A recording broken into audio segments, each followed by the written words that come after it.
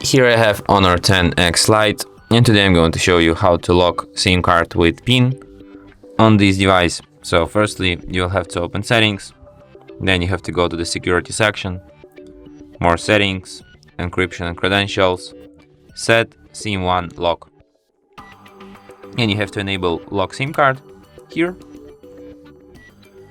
Then you have to enter your PIN, tap OK, and now your card is locked with PIN. You can also change it here, enter your old PIN, and then you can enter your new one. For example, let it be 4 zeros. And then you retype it, and that's how you can change your PIN.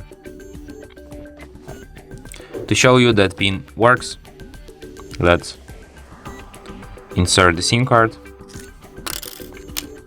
one more time.